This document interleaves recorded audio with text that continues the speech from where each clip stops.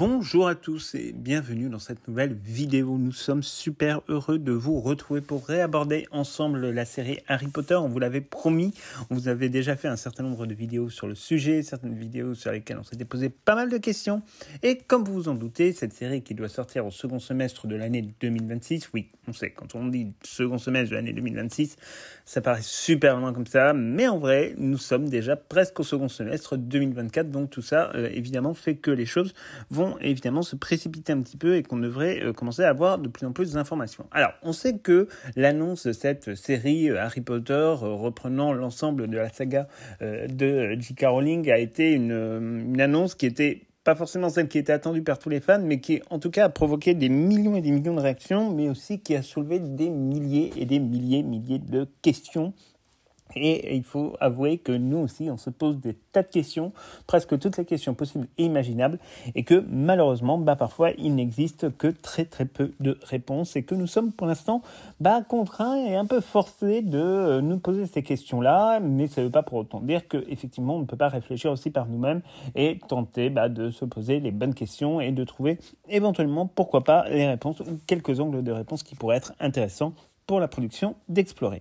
Nous savons que le processus autour de cette série se déroule sur une temporalité qui est très longue, car en fait, il y a un vrai sujet, un vrai enjeu stratégique pour la Warner, et surtout, il n'y a absolument pas du tout le droit à l'erreur de se planter sur cette série. Actuellement, nous sommes dans le processus de choix du showrunner qui aura donc la très lourde charge de diriger cette série qui est peut-être la série la plus attendue de la décennie. Et autant vous dire qu'il n'est pas question de refaire des erreurs qui ont été celles, par exemple, commises par Amazon Prime Video avec sa série sur les Anneaux de pouvoir qui, malgré certaines qualités techniques et artistiques, laisse quand même parfois plus que franchement à désirer sur beaucoup de choses. Donc, d'ici la fin de ce trimestre, nous devrions avoir quelques annonces officielles qui marqueront enfin le début officiel d'une production qui s'annonce absolument hors norme. Un des sujets dont nous vous avions parlé dans une précédente vidéo, c'est celui évidemment de la direction artistique à suivre pour relever le défi d'offrir aux spectateurs une nouvelle vision d'une saga totalement culte. Ce sujet, c'est peut-être le sujet le plus complexe à traiter. Depuis près de 25 ans, nous avons grandi avec des représentations très précises de l'univers de Harry Potter. Après 11 films dans cet univers, on a découvert Poudlard sous à peu près toutes les coutures, sous de très nombreux angles, appris à connaître les salles de classe par cœur, à appréhender tout l'environnement graphique mis en œuvre notamment par Stuart Craig et puis par le duo Mina et Lima. C'est d'ailleurs probablement même l'une des raisons principales qui ont rendu les films Harry Potter aussi addictifs et aimés, car l'univers artistique, l'univers visuel, l'univers graphique est probablement l'un des plus riches de l'histoire récente du cinéma. Nous avons tous, par exemple, en mémoire des objets iconiques comme la lettre d'admission à Poudlard, le blason de Poudlard d'ailleurs aussi, la gazette du sorcier, les blasons des maisons, les Horcruxes, les manuels de cours, bref, vous l'aurez compris, tout ce que nous avons toujours connu et qui constitue autant en fait de points de repère et de points de référence risque donc d'être balayé par la nouvelle série, car à notre avis, il serait quand même absolument improbable de rebooter toute l'histoire en gardant exactement la même direction artistique et en ne changeant, entre guillemets, que lors de lancement des scènes et les acteurs. Ça, pour nous, c'est quelque chose, évidemment, qui nous paraît être un peu compliqué. En effet, l'un des enjeux les plus importants pour cette série sera donc celui de la comparaison. Quand on parle d'une saga aussi populaire et aussi légendaire que Harry Potter, il est en effet assez normal de penser à ce sujet de la comparaison qui va s'opérer entre d'un côté la série et de l'autre côté les films. Autant le dire tout de suite, la comparaison sera de toute façon, quoi qu'il arrive, un passage obligé, au moins durant la toute première saison. Il faut cependant avoir en tête que l'objectif de la Warner et donc de la production, c'est que cette comparaison ne se poursuive pas dans le temps et dans un temps au-delà du raisonnable. Et c'est d'ailleurs ce que l'on peut, souhaiter de mieux à la série, car cela signifierait en fait que le pari créatif aura réussi et que la série aura donc trouvé à la fois son public et sa place dans un univers que nous connaissons déjà très bien. L'objectif de la série, ça a déjà été évidemment précisé par la Warner, c'est pas de remplacer les films. L'objectif, c'est de proposer une nouvelle manière de découvrir Harry Potter. Cela ne veut pas dire que l'on jette à la poubelle 10 années de production cinématographique. Bien évidemment, ce n'est absolument pas ce qui a été prévu. Pour ce qui nous concerne, on estime qu'il ne faudrait pas que ce phénomène de comparaison ne dure en réalité au-delà de quelques épisodes, mis à part sur l'aspect narratif où évidemment la série va venir redresser certains torts et certains oublis ou manquements qui ont été particulièrement criants dans l'adaptation cinématographique. On peut supposer d'ailleurs que cette nouvelle adaptation, promise comme étant très fidèle au livre, viendra bousculer l'univers des spectateurs des films qui n'ont jamais eu le bonheur de plonger dans les livres, puisque là, évidemment, ils vont découvrir beaucoup de choses. On sait que beaucoup de fans verront probablement, dans les premiers temps, des incohérences en raison d'un mauvais référentiel. Pour en revenir à l'aspect graphique et à l'aspect artistique, il va falloir, quelque part, se surpasser. Et même aller au-delà de la question de se surpasser, ça va être véritablement être en capacité de se réinventer, sachant que nous allons évoluer dans un monde qui a été énormément décrit par J.K. Rowling déjà en soi dans les romans. L'un des premiers sujets, évidemment en termes de direction artistique qu'il va falloir se poser, c'est la question de Poudlard. Le Poudlard des films a connu différentes évolutions architecturales, parfois très importantes. À titre d'exemple, entre le premier et le deuxième film, puis le troisième volet, on voit très bien que la transition est quand même assez phénoménale. Et d'année en année, certaines parties du château vont apparaître ou vont disparaître, certaines parties vont totalement changer, ça va être le cas notamment pour certaines classes de cours. Les extérieurs de Poudlard vont aussi évoluer et d'ailleurs ces évolutions ne vont même pas s'arrêter au film Harry Potter puisque dans Les Crimes de Grindelwald ou dans Les Secrets de Dumbledore, Poudlard va lui aussi subir à nouveau de très larges modifications. Donc preuve en est que sur les films déjà en soi, il y avait vraiment quelque chose d'assez manifeste sur le fait que on était sur un château qui bougeait beaucoup et d'ailleurs Stuart Craig s'en était expliqué à plusieurs reprises. Alors, si nous avons tous en tête une représentation assez globale de Poudlard, ce n'est pourtant pas la seule représentation d'ailleurs qui nous a été présentée depuis la publication des livres Harry Potter. En réalité, il est même assez difficile de comptabiliser le nombre exact de représentations de Poudlard que nous avons vues passer sous nos yeux. On pourrait par exemple aborder la représentation de Poudlard, pourquoi pas dans les jeux vidéo. Les premiers volets ont proposé jusqu'à la Coupe de Feu des représentations parfois très très différentes de celles des films et qui n'en demeuraient pas moins fantastiques. On se souvient notamment des premiers Harry Potter à l'école des sorciers et Harry Potter à la chambre des secrets sur PlayStation où effectivement on était sur quelque chose d'assez étonnant et même sur PC avec un château qui ne ressemblait pas au château des films mais qui restait quand même un château très sympa et on prenait beaucoup de plaisir à déambuler. Les adaptations vidéoludiques ensuite donc à partir de l'Ordre du Phénix et du Prince de Sang Mêlé ont pour la première fois permis à des générations de joueurs de découvrir un Poudlard grandeur nature qui ressemblait effectivement là pour le coup beaucoup au château des films mais aussi avec certaines modifications qui ont pu être opérées. Et plus récemment, on a eu encore, cette fois-ci avec Hogwarts Legacy, une toute autre vision de Poudlard qu'il faut reconnaître comme étant peut-être la plus aboutie, en tout cas absolument superbe, et permettait d'avoir l'avantage de lier représentation du film, représentation des romans, et aussi une vision un peu plus originale. La majestuosité des lieux, la grandeur du château, les salles, la bibliothèque ont eu le mérite de nous faire évoluer dans un Poudlard que nous connaissions en réalité sans connaître. Et ça, c'était quand même quelque chose de franchement plutôt bien joué. Nous aurions pu également évoquer toutes les représentations, on va dire, graphiques que nous avons pu voir dans les différentes versions illustrées de Harry Potter, où le château a connu là aussi autant de représentations qu'il n'existe en réalité d'illustrations utilisées par les maisons d'édition et d'illustrateurs d'ailleurs ayant travaillé également sur les livres. Il n'y a qu'à voir les différences, ne serait-ce qu'au niveau européen, où chaque édition en fait a quasiment sa représentation propre de Poudlard. La série télévisée donc que sera celle de Harry Potter ne sera en fait donc qu'une nouvelle représentation de plus de Poudlard mais qui devra être convaincante pour séduire les spectateurs. À notre sens, en tout cas à notre humble avis, l'équilibre trouvé par les créateurs d'Hogwarts Legacy dans la conception de l'environnement semble être probablement peut-être la solution optimale.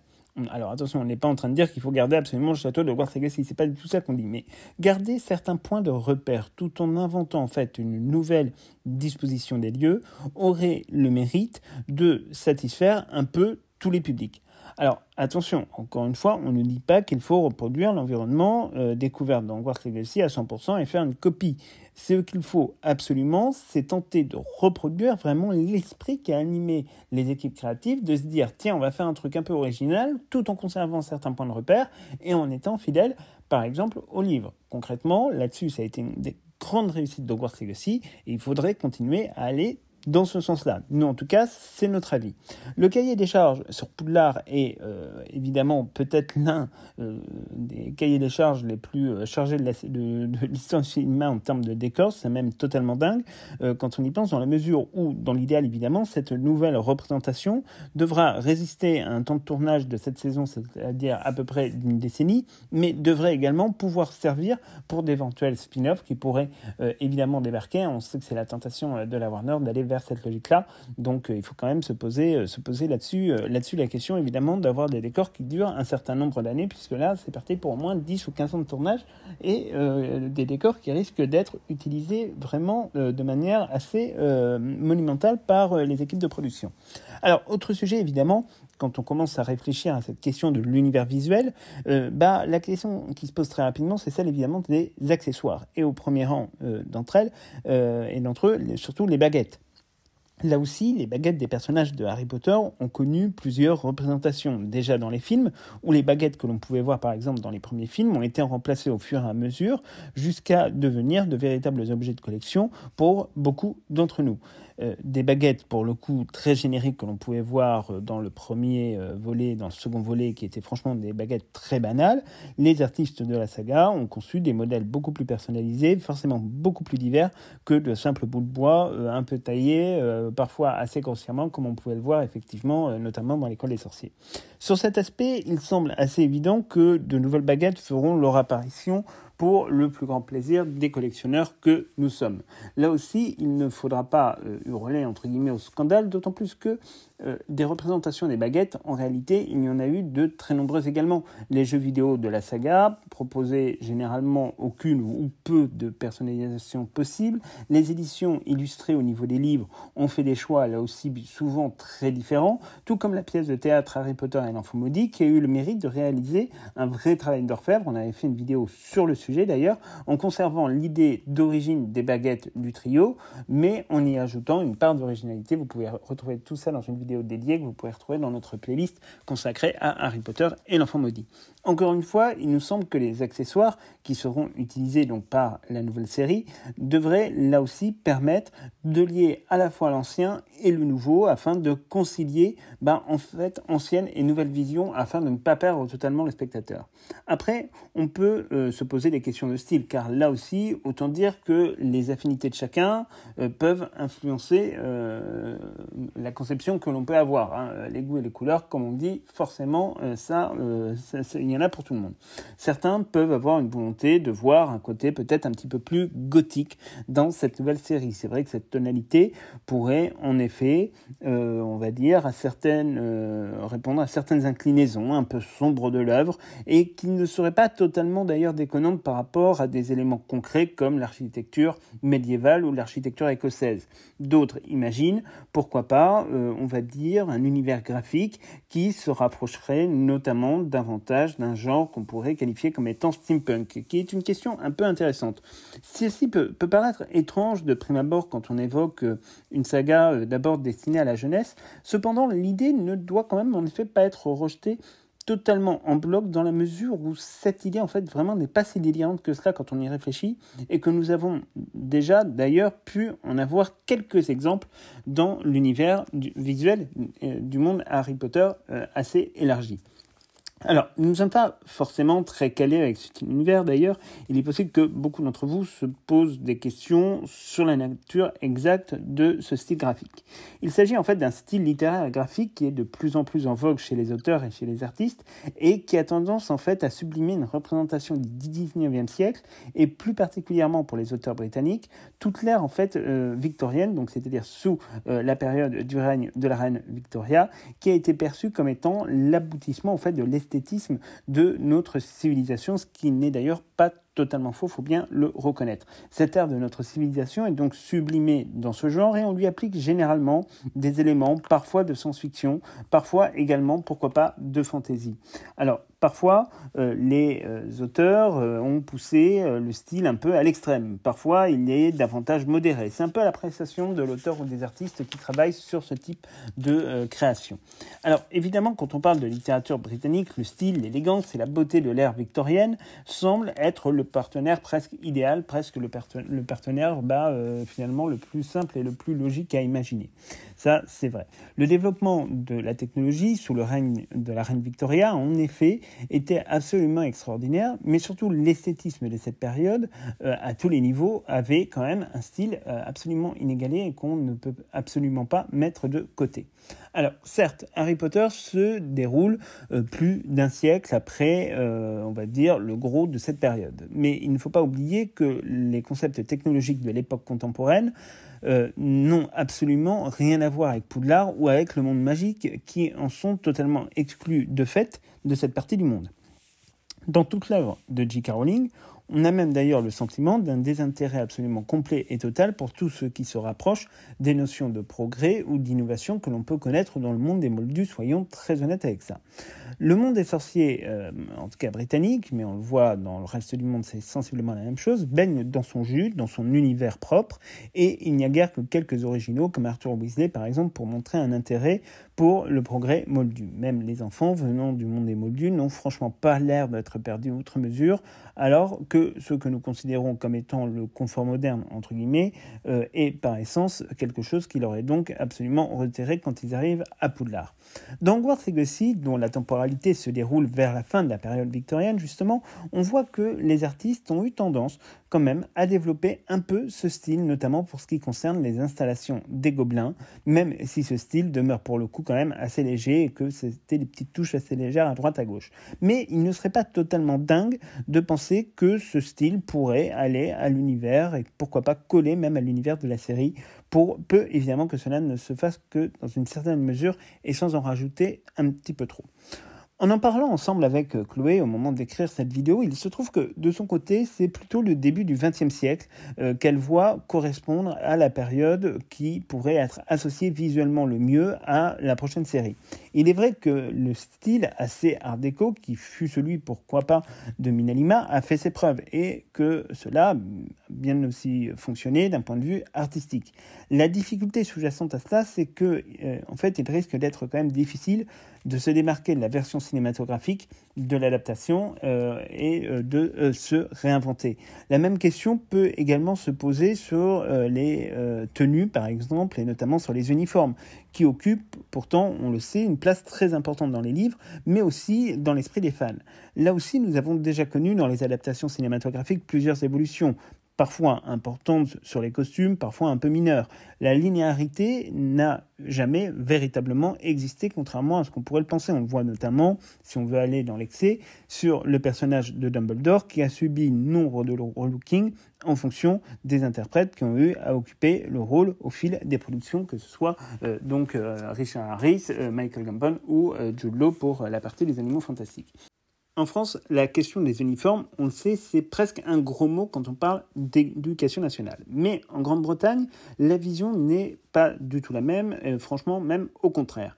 Les uniformes font partie du quotidien et sont donc, on va dire, assez acceptés.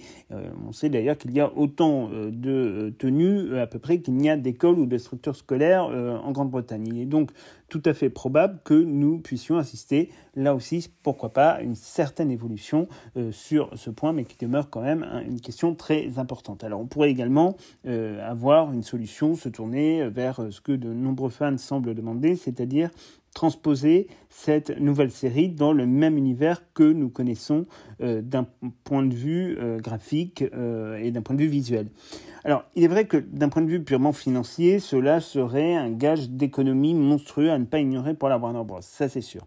Mais durant la production des adaptations en film, nous savons qu'ils ont créé et réuni des dizaines et des dizaines de milliers d'accessoires, de décors, de baguettes, de vêtements, etc., de tout ce que vous voulez, et de quincailleries d'ailleurs en tout genre, dont la majorité sont encore en effet en leur possession et dans les coffres de la Warner.